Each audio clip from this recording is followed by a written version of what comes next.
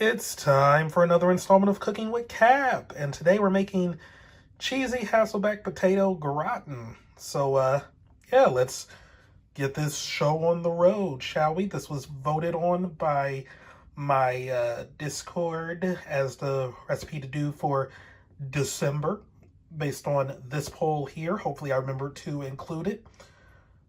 So, yeah, I'm not looking forward to cutting these potatoes, but hey, you gotta do what you gotta do. Pardon the water drops. I just got done washing the potatoes and guess I still had some water on my fingers. But yeah, the ingredients: 3 ounces of finely grated Gruyere or Comté cheese, 2 ounces of finely grated Parmigiano Reggiano, 2 cups of heavy cream, 2 medium cloves of garlic, minced, 1 tablespoon of fresh thyme leaves, roughly chopped. I'm just using thyme. Didn't feel like buying like fresh thyme for this. Salt and pepper, 4 to 4.5 pounds of russet potatoes, peeled and sliced 1/8 inch thick on a mandolin slicer, 7 to 8 medium, and 2 tablespoons of unsalted butter. I ain't got no mandolin slicer, so I will do my best. But as for the note, because of the variation in the shape of potatoes, the amount of potato that will fit into a single casserole dish varies. Longer, thinner potatoes will fill a dish more than shorter, rounder potatoes. When purchasing potatoes, buy a few extra in order to fill the dish if necessary. Depending on the exact shape and size of potatoes and casserole dish, you may not need all of the cream mixture. So yeah, I'm just using like 5 pounds of potatoes in general. If I got some left over, then hey, I'll just have like some sliced tomatoes, like fry them up, put some onions on them. Hell yeah, that'd be good. But all right, I need to get to cutting. All right, so there are the potatoes. Wasn't too bad to cut them. Thank God for the little vegetable peeler I have to make the process quicker. And there are the cheeses. I combine the cheeses in a bowl, transferred a third to a separate bowl. We're going to set that aside. And to this one, I'm going to add the 2 cups of cream,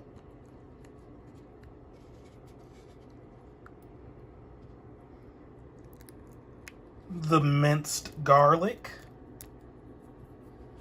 and a tablespoon of thyme, ground thyme in my case. Also adding just a little salt and some pepper, if it will come out of please. Oh my god, why is it there we go. Well, there's some, and there it is, all mixed up. And now I'm going to add this to the potato slices and toss them with my hands until every slice is coated with cream mixture, making sure to separate any slices that are sticking together to get the cream mixture in between them. Oh boy, this is about to get messy.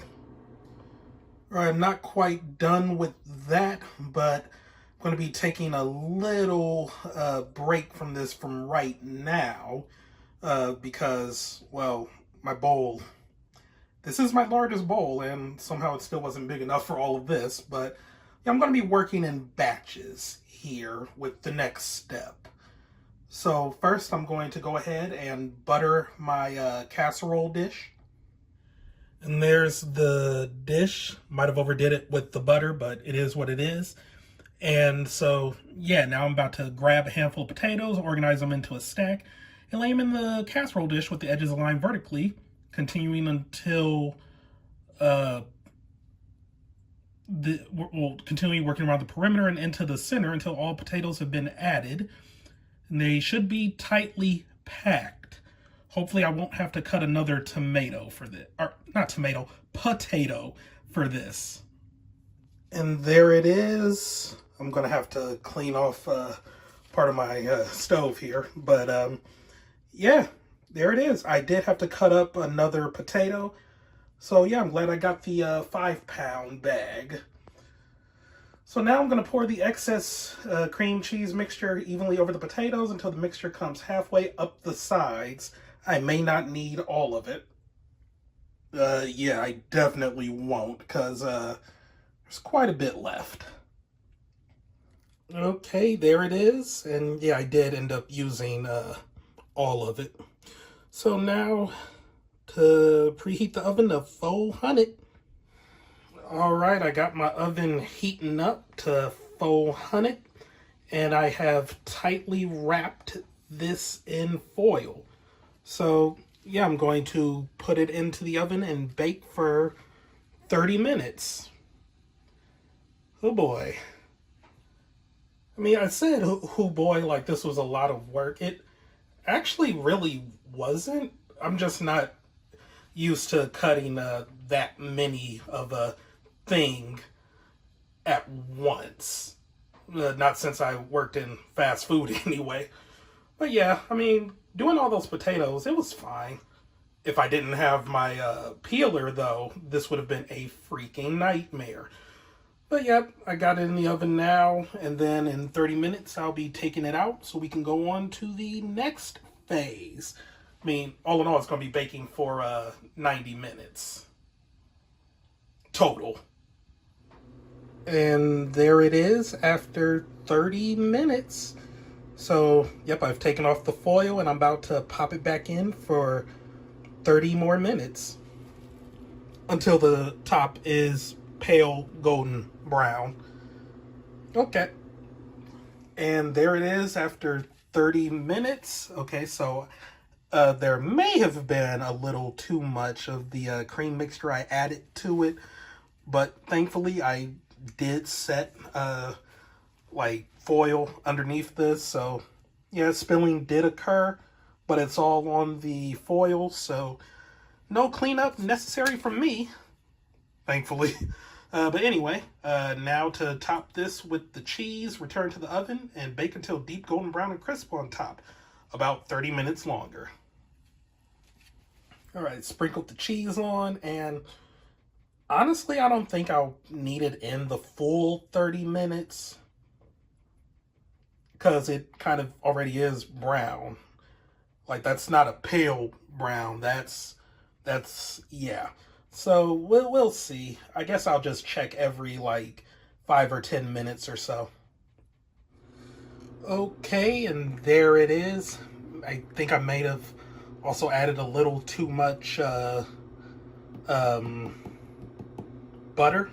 But, I don't know, like, there's some pooling right there. It could just be oils from the cheese.